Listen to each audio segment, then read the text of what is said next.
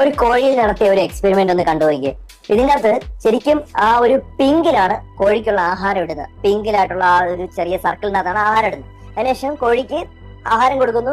കോഴി വന്ന് ആ പിങ്കിലുള്ള ആഹാരം കഴിക്കുന്നു. അതിനുശേഷം ബ്ലൂവില് ആഹാരം ഇട്ടാലും വീണ്ടും പിങ്കിലുള്ള ആഹാരമാണ് കോഴി എടുക്കുന്നത്. കണ്ടിന്യൂസ് ആയിട്ട് കളർ മാറ്റുന്നു, സ്ഥലം മാറ്റുന്നു. പക്ഷെ ബ്രെയിനിൽ രജിസ്റ്റർ ആയി, കോഴിയുടെ ബ്രെയിൻ രജിസ്റ്റർ ആയി പിങ്കിലാണ് ആഹാരം. എവിടെ മാറ്റി വെച്ചാലും കോഴി അങ്ങോട്ടാണ് പോകുന്നത്. അതുപോലെയാണ് നമ്മുടെ കുഞ്ഞുകുട്ടികളുടെ ബ്രെയിൻ അധികം ഡെവലപ്പ് ആയിട്ടില്ല. അപ്പൊ അവർക്ക് കരയുന്ന സമയത്ത് നമ്മൾ എന്ത് ചെയ്യും? ഉടനെ മൊബൈൽ എടുത്ത് കൈ കൊടുക്കും, അല്ലെങ്കിൽ ഒരു ടാബ് എടുത്ത് കൈ കൊടുക്കും. ആ സമയത്ത് കുഞ്ഞെന്ത് വിചാരിക്കും?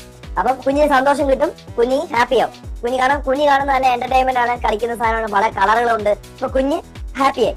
അതിനുശേഷം വീണ്ടും ടാബ് കിട്ടണമെന്ന് കുട്ടിക്ക് തോന്നുമ്പോൾ കുട്ടി എന്ത് ചെയ്യും? വീണ്ടും കുട്ടി കരയും. അപ്പൊ നമ്മൾ വീണ്ടും എടുത്തു കൊടുക്കും. ഇതുപോലെ തന്നെയാണ് ആഹാരം കഴിക്കുന്ന സമയത്ത്. കുട്ടി ആഹാരം കഴിക്കാതിരിക്കുമ്പോൾ നമ്മൾ ടാബ് കൊടുക്കുന്നു. അപ്പൊ കുട്ടിയുടെ ബ്രെയിൻ രജിസ്റ്റർ ആയി, എനിക്ക് ഒരു ടാബ് വേണമെങ്കിൽ, ഫോൺ വേണമെങ്കിൽ കരഞ്ഞാൽ മതി, അല്ലെങ്കിൽ ആഹാരം കഴിക്കാതിരുന്നാൽ മതി, അല്ലെങ്കിൽ ആഹാരം തന്നെ ആ ഫോണുമായിട്ട് ബന്ധപ്പെട്ടിരിക്കുക. അപ്പൊ ഇത് നിങ്ങൾ മനസ്സിലാക്കിയിരിക്കുക. ഇങ്ങനെ കൊച്ചു കുട്ടികളുടെ ബ്രെയിൻ ഇങ്ങനെ പെട്ടെന്ന് എന്താവാം?